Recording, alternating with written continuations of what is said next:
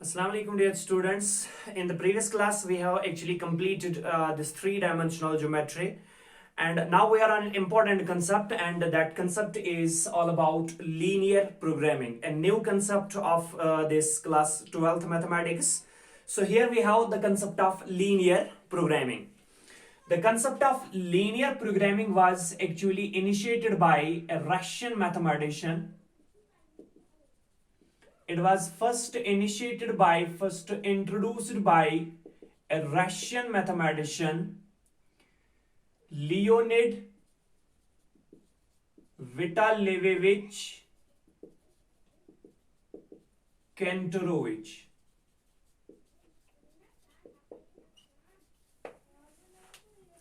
The name of that Russian mathematician who first introduced the concept of linear programming in mathematics. Russian mathematician L.V. Kantorovich, or you can say that Leonid Vitalyevich Kantorovich is the name of that Russian mathematician who brought the concept, who initially introduced the concept of linear programming in mathematics. Now, to solve a linear programming problem, we have so many methods. We have graphical method, we have simplex method, we have allocation method, we have so many methods to solve a linear programming problem. Graphical method is included in the syllabus of class 12, but there are so many methods by which we can solve a linear programming problem. One of the most important methods is, and that is called a simplex method. Simplex method is that sort of method by which we can solve a linear programming problem. The concept of this simplex method was again given by a mathematician, George B. Dantzig in 1947. So George B. Dantzig is the name of that mathematician who brought the concept of simplex method, and simplex method is that sort of method by which we can solve a linear programming problem. As I mentioned earlier, that there are so many methods to solve a linear programming problem, such as simplex method, allocation method, graphical method. So many methods are there, but in our class 12, the concept of simplex method, allocation method, they are broad concepts, and you must come across these concepts in higher classes in operational research. But in our class 12th, we have the concept, we have the first most method of solving a linear programming problem, and that's called the graphical method. So in our class 12th, in the syllabus of class 12th, we have a review of a method, and that's called graphical method to solve a linear programming problem. लेकिन graphical method study करने से पहले हमें पता होना चाहिए ये linear programming problem actually होती क्या है और ये लीनियर प्रोग्रामिंग एक्चुअली क्या है. So first we are going to discuss what is linear programming.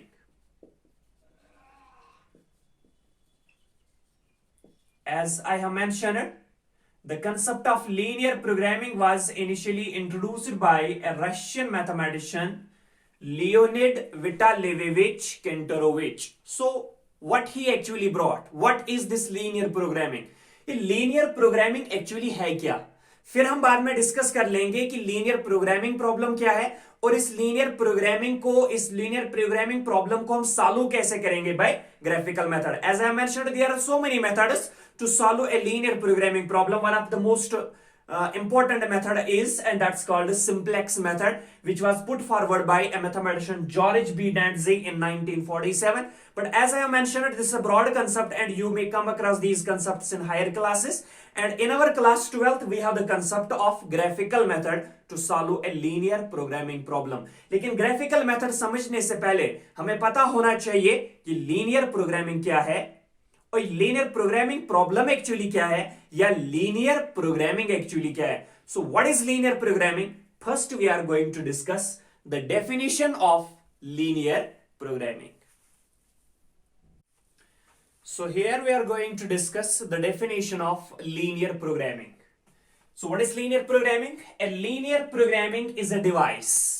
This linear programming is actually a device. एक ऐसा डिवाइस है, एक ऐसा टूल है, एक ऐसा हथियार है जिससे हम क्या कर सकते हैं, which is used in decision making.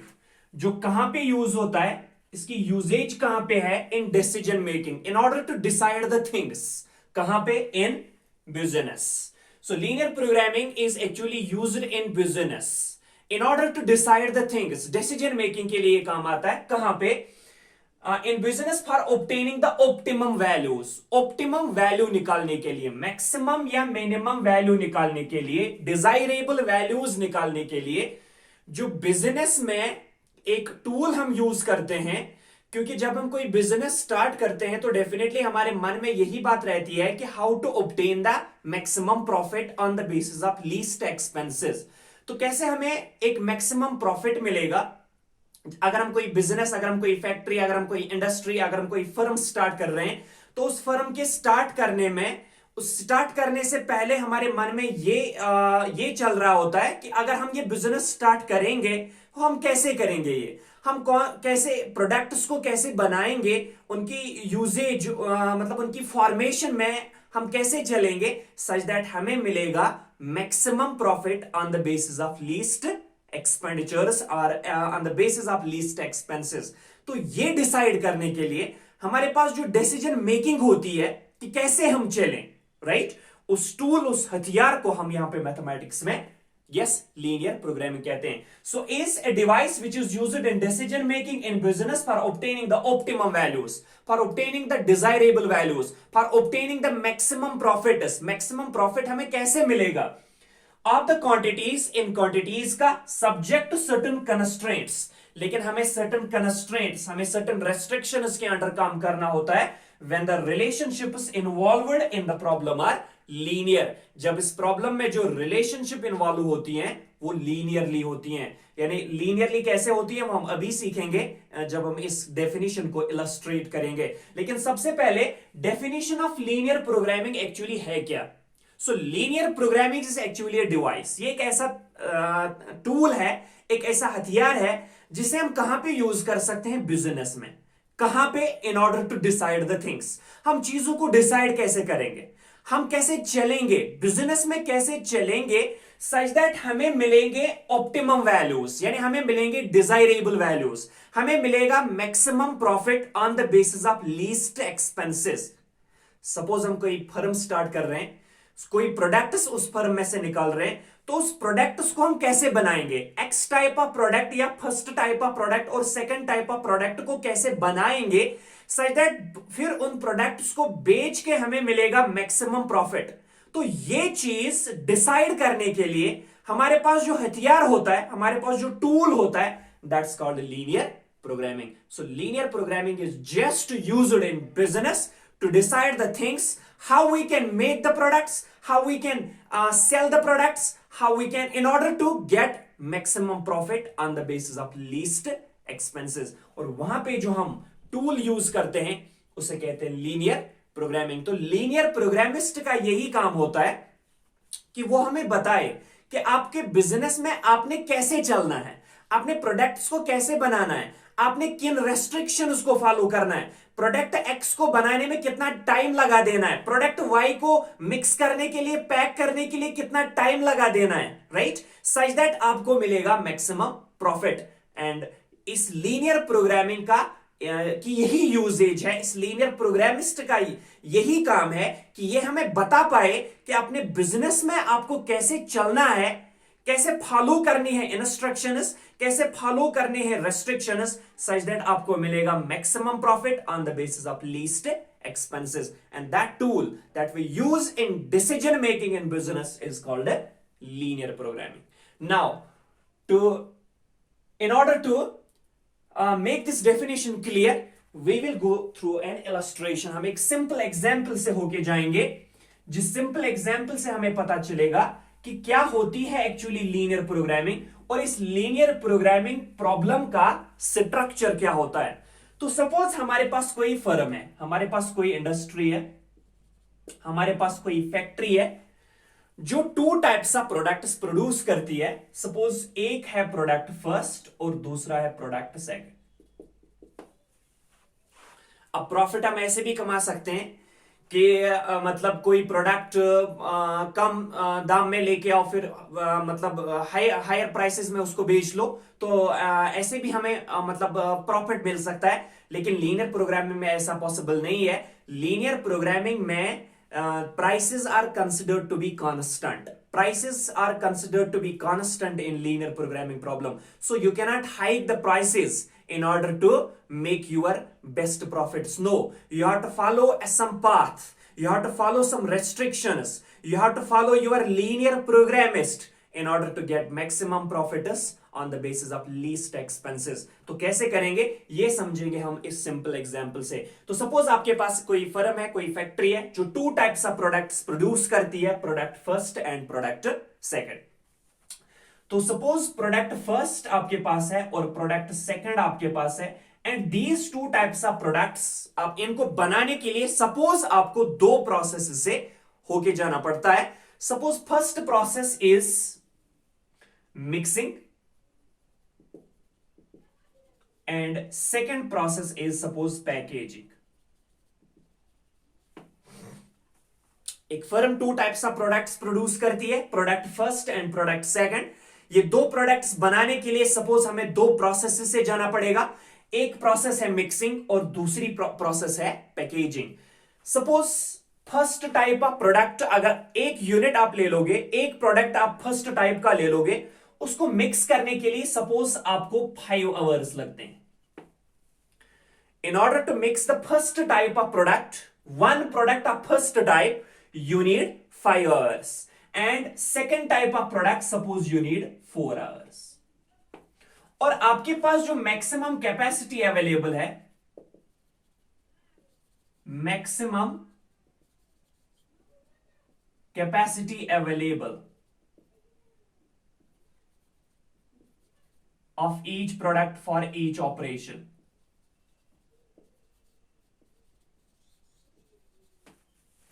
Maximum capacity जो आपके पास सपोज अवेलेबल है for each operation, maximum capacity मतलब आपको फर्स्ट टाइप ऑफ प्रोडक्ट, एक फर्स्ट टाइप ऑफ प्रोडक्ट को मिक्स करने के लिए 5 आवर्स लगते हैं, और दूसरे टाइप ऑफ एक प्रोडक्ट को मिक्स करने के लिए सपोज 4 आवर्स लगते हैं। लेकिन आपका लीनियर प्रोग्रामिस्ट जो बैठा है, जो आपको कह रहा है कि आपने कैसे चलना है such that you will get the maximum profit, वो आपको कह रहा है कि आपके पास मैक्सिमम कैपेसिटी जो अवेलेबल है दैट आर 20 आवर्स। मतलब 20 आवर्स के अंदर आपको ये काम दोनों काम आपको करने हैं। मतलब फर्स्ट टाइप ऑफ प्रोडक्ट को मिक्स करना है, सेकंड टाइप ऑफ प्रोडक्ट को मिक्स करना है। आपके पास जो हाईएस्ट अवेलेबल टाइम है वो आपके पास 20 आवर्स है। आप 20 आवर्स से आगे नहीं जा सकते हो। अगर आप 20 आवर्स से आगे गए तो आपको मैक्सिमम प्रॉफिट नहीं मिलने वाला। So first type of product, एक प्रोडक्ट को मिक्स करने के लिए 5 आवर्स लगते हैं, और सेकंड टाइप ऑफ प्रोडक्ट को मिक्स करने के लिए, एक प्रोडक्ट को मिक्स करने के लिए आपको 4 आवर्स लगते हैं। लेकिन आपके पास जो मैक्सिमम टाइम अवेलेबल है that are 20 hours. Same is for the next process. Suppose first type of एक प्रोडक्ट को मिक्स, एक प्रोडक्ट को पैकेज करने के लिए आपको लगते हैं सपोज 4 आवर्स या 6 आवर्स, और सेकंड टाइप ऑफ प्रोडक्ट, एक प्रोडक्ट को पैक करने के लिए आपको लगते हैं 5 आवर्स। और आपके पास जो मैक्सिमम कैपेसिटी अवेलेबल है सपोज दैट आर 25 आवर्स, यानी 25 आवर्स से आगे आप नहीं जा पाओगे। इस पैकेजिंग, मिक्सिंग को आपने 20 आवर्स के अंदर फिनिश कर देना है, पैकेजिंग को आपने 25 आवर्स के अंदर ये खत्म कर देना है, फिनिश कर देना है, तभी आपको मिलेगा मैक्सिमम प्रॉफिट। तो आपके पास ये रेस्ट्रिक्शंस बनती हैं। These restrictions in linear programming are called constraints. इन्हें हम constraints कहते हैं, क्योंकि आपके पास आप मतलब कोई बिजनेस कर रहे हो तो आप मिक्सिंग के लिए कोई भी टाइम लगा सकते थे, पैकेजिंग के लिए कोई भी टाइम लगा सकते थे, लेकिन नहीं, आपका लीनियर प्रोग्रामिस्ट जो बैठा है, जो आपको कह रहा है कि ये काम आपने इतने ही टाइम में फिनिश कर देना है तभी आपको प्रॉफिट मिलेगा, पैकेजिंग मिक्सिंग आपको इतने ही टाइम में फिनिश कर देना है तभी आपको प्रॉफिट मिलेगा, पैकेजिंग आपको इतने ही टाइम में फिनिश कर देना है तभी आपको प्रॉफिट मिलेगा। तो you have to follow these restrictions, right? So एक प्रोडक्ट को हमारे पास लगते हैं 5 आवर्स मिक्स करने के लिए, और सेकेंड टाइप ऑफ प्रोडक्ट को 4 आवर्स लगते हैं मिक्स करने के लिए। सिमिलरली पैकेजिंग करने के लिए आपको 6 आवर्स लगते हैं फर्स्ट टाइप प्रोडक्ट, एक प्रोडक्ट को, और सिमिलरली दूसरे प्रोडक्ट को सेकेंड टाइप ऑफ प्रोडक्ट में जो एक प्रोडक्ट आपका है उसको लगते हैं 5 आवर्स पैकेजिंग करने के लिए। अब सपोज हमारे पास ये फर्म जो है ये x number of first products बनाती है और y number of product second बनाती है। तो अगर एक प्रोडक्ट को 5 आवर्स लगते हैं मिक्स करने के लिए, एक्स प्रोडक्ट्स को कितना लगेगा 6x, right, sorry 5x। Similarly अगर आपको 4 आवर्स लगते हैं सेकंड टाइप ऑफ प्रोडक्ट को मिक्स करने के लिए, एक मतलब प्रोडक्ट को, तो y प्रोडक्ट का कितना टाइम लगेगा, that is 4y।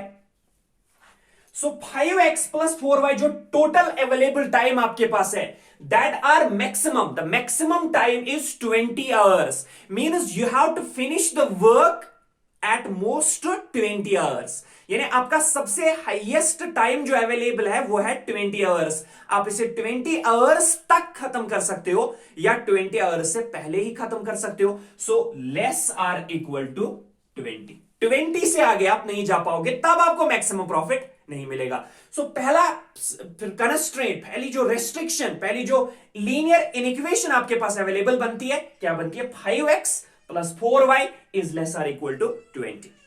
Same is the case for packaging. Suppose एक फर्स्ट टाइप ऑफ प्रोडक्ट को, एक प्रोडक्ट को पैक करने के लिए 6 आवर्स लगते हैं, तो x नंबर ऑफ प्रोडक्ट्स का कितना टाइम लगेगा, that is 6x hours. Plus similarly second type of product का, एक प्रोडक्ट का मिक्स करने के लिए 5 आवर्स लगते हैं, तो y नंबर ऑफ प्रोडक्ट्स को कितना लगेगा, दैट इज 5y। लेकिन आपके पास जो मैक्सिमम अवेलेबिलिटी है वो कितना है, 25। यानी आप इन दोनों नंबर ऑफ आइटम्स को, प्रोडक्ट्स को पैकेज कर सकते हो। आपके पास जो हाईएस्ट टाइम अवेलेबल है वो है 25 hours. So you have to complete within 25 hours, means less or equal to 25। तो ये आपके पास restrictions बनती है, and restrictions in linear programming are termed as constraints. So on the behalf of that, these constraints are termed as structural constraints.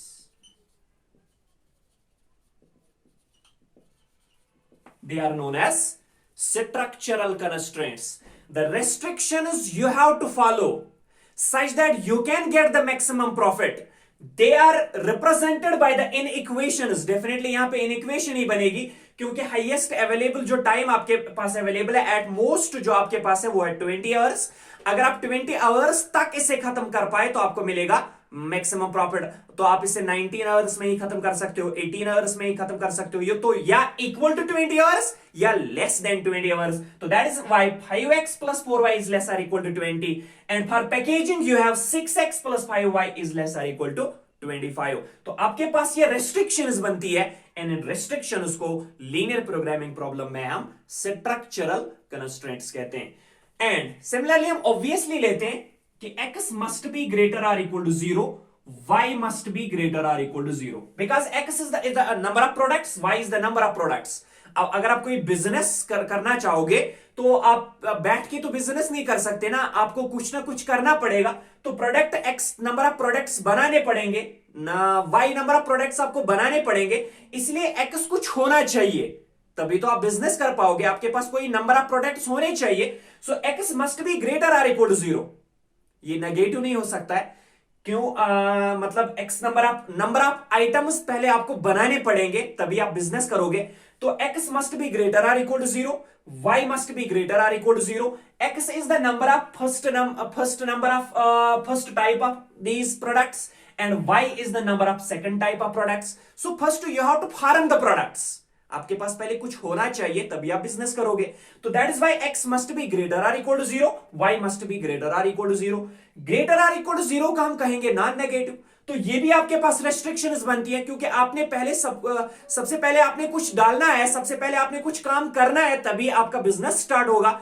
So that is why ये आपके पास constraint बनते हैं। लेकिन ये कौन से कंस्ट्रेंट है? x ग्रेटर और equal to 0 non negative, y greater और equal to non negative. That is why these constraints are termed as non negativity constraints.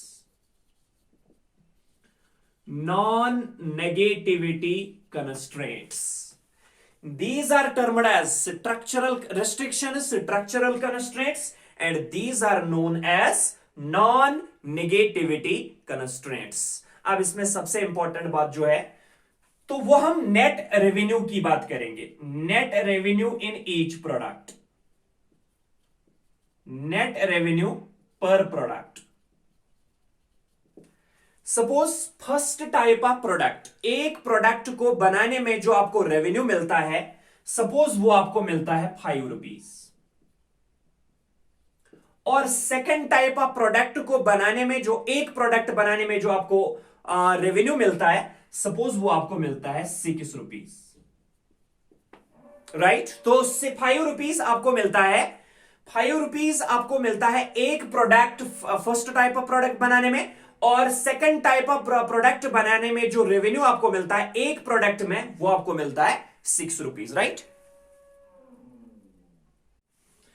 हाँ जी. तो ये बन गए structural constraints of the linear programming problem. ये बन गए non negativity these constraints of a linear programming problem.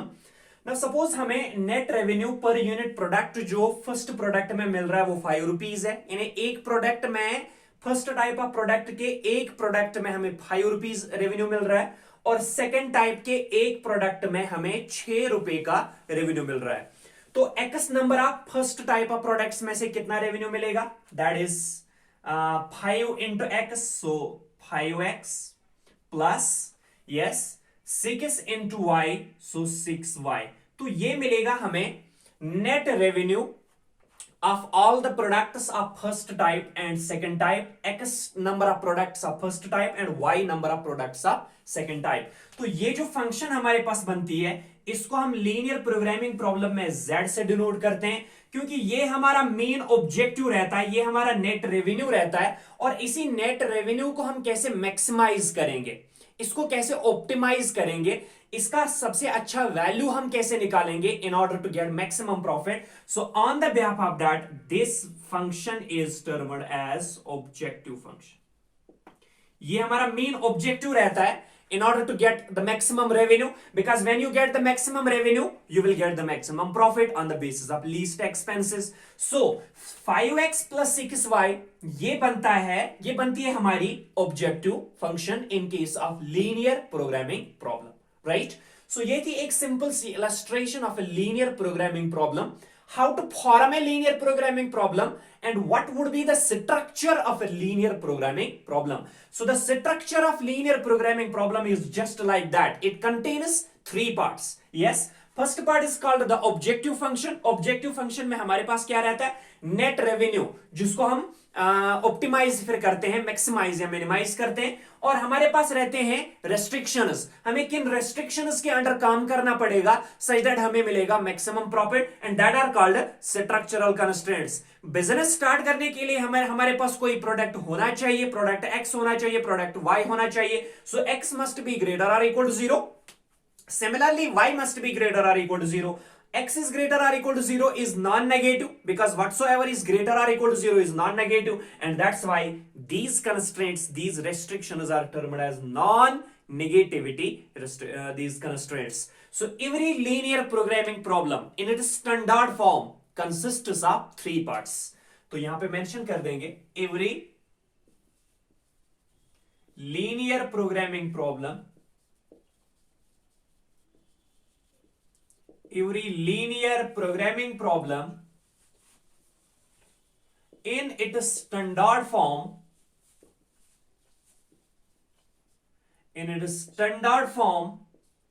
consists of 3 parts. Consists of 3 parts. So every linear programming problem in its standard form consists of 3 parts. पहला part क्या? Objective function. First part, that's called objective function.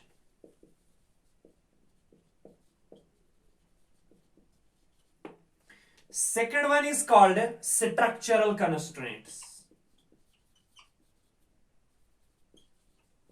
Structural constraints. And third one is called non-negativity constraints.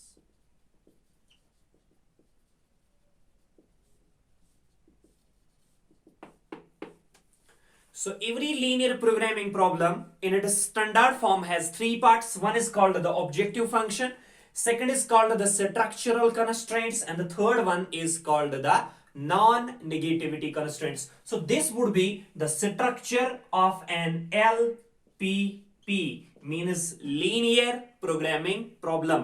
So linear programming problem का structure बिल्कुल ऐसे होता है जिसमें तीन parts होते हैं. ऑब्जेक्टिव फंक्शन आपके पास होती है, वो हमने यहां से लर्न किया है, इलस्ट्रेशन से लर्न किया है कि क्या होती है ये ऑब्जेक्टिव फंक्शन. स्ट्रक्चरल कंस्ट्रेंट्स, ये भी हम जान चुके हैं कि व्हाट आर स्ट्रक्चरल कंस्ट्रेंट्स. और हमारे पास होते हैं नॉन नेगेटिविटी कंस्ट्रेंट्स, वो भी हम समझ चुके हैं फ्रॉम द इलस्ट्रेशन की क्या होते हैं ये non negativity constraints. Right now इस एलपीपी को, इस लीनियर प्रोग्रामिंग प्रॉब्लम को नाउ हमें सॉल्व करना पड़ेगा. तो जैसे हमने प्रीवियसली बता दिया है कि इस लीनियर प्रोग्रामिंग प्रॉब्लम को सॉल्व करने के लिए हमारे पास बहुत सारे मेथड्स हैं. सिंप्लेक्स मेथड है, एलोकेशन मेथड है, बहुत सारे मेथड्स हैं, लेकिन वो मेथड्स आप हायर क्लासेस में सीखेंगे. तो in our class 12th we have the method, and that's familiarly known as, popularly known as graphical method of solving a linear programming problem. Graphical method. So कैसे हम graphical method से solve करेंगे इस linear programming problem को. तो graphical method हम अलग से सीखेंगे क्या होता है, लेकिन थोड़ा बहुत हम यहां पे डिस्कस कर लेंगे कि ग्राफिकल मेथड में हम क्या करते हैं. ग्राफिकल मेथड में सबसे पहले ये स्ट्रक्चरल कंस्ट्रेंट्स जो आपके पास अवेलेबल होते हैं और नॉन नेगेटिविटी कंस्ट्रेंट्स जो आपके पास अवेलेबल होते हैं वो हम प्लॉट करते हैं on a graph paper. Right. तो स्ट्रक्चरल कंस्ट्रेंट्स को अगर हम देखेंगे ये क्या है, these are equations. 5x plus 4y is less or equal to 20. 6x plus 5y is less or equal to 25. तो 5x plus 4y is less or equal to 20 एक इनइक्वालिटी है, और जब हम एक इनइक्वालिटी को प्लॉट करेंगे तो वो क्या देगा, a linear inequation. First, a linear equation in two variables represents a straight line. But a linear inequation in two variables always represents a region. तो जब हम इस पहले स्ट्रक्चरल कंस्ट्रेंट को प्लॉट करेंगे ऑन ए ग्राफ पेपर हमें एक reason मिलेगा. राइट. सिमिलरली जब हम इस सेकंड स्ट्रक्चरल कंस्ट्रेंट को प्लॉट करेंगे ऑन ए ग्राफ पेपर हमें एक दूसरा रीजन मिलेगा. Because a linear equation in two variables represents a straight line, but a linear inequation in two variables represents a region. फिर हम उस रीजन को प्लॉट कैसे करते हैं, तो हमें यहां से मिलेंगे रीजन्स. उन सारे रीजन्स का जो कॉमन रीजन बनेगा उस कॉमन रीजन को हम यहां पे लीनियर प्रोग्रामिंग प्रॉब्लम में फीजिबल रीजन कहते हैं. इसकी हम डेफिनेशन भी कर देंगे बाद में. Feasible reason. सो फिर ये फीजिबल रीजन हमें दो टाइप्स का मिल सकता है, या बाउंडेड या अनबाउंडेड.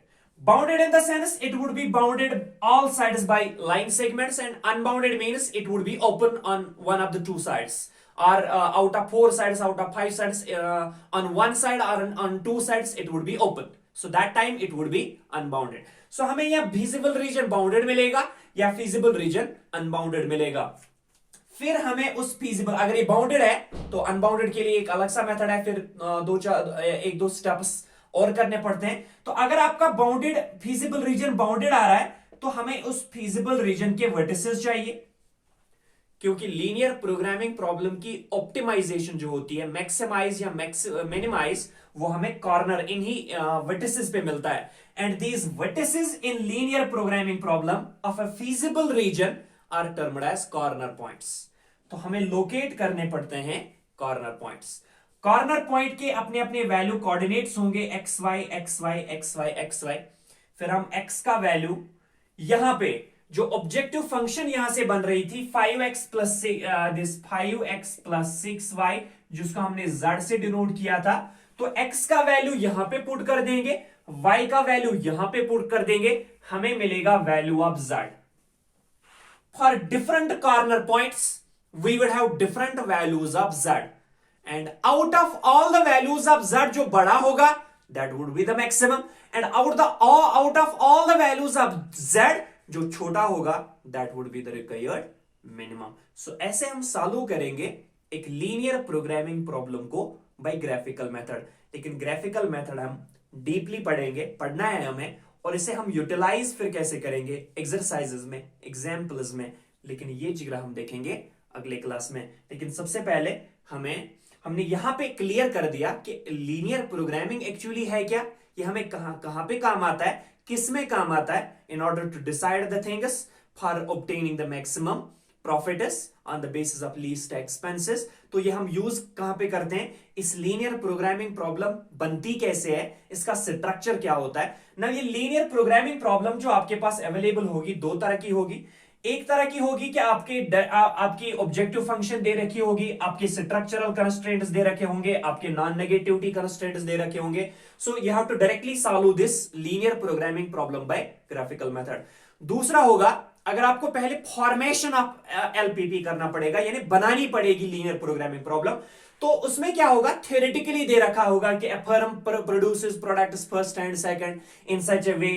तो ये सब कुछ दे रखा होगा थ्योरेटिकली, तो पहले उस थ्योरेटिकल को हमें इस फॉर्म में लेना पड़ेगा, फिर से सॉल्व करना पड़ेगा बाय ग्राफिकल मेथड। तो ये था introduction of linear programming problem and introduction of how to what would be the structure of this linear programming problem and how many parts does it contain। And graphical method जो हम अगली class में पढ़ने वाले हैं, उसमें हम ये सीखेंगे कि इस लीनियर प्रोग्रामिंग प्रॉब्लम को हम ग्राफिकली सॉल्व कैसे करेंगे, both for bounded feasible reason as well as for unbounded feasible region, but that we will do in the next class।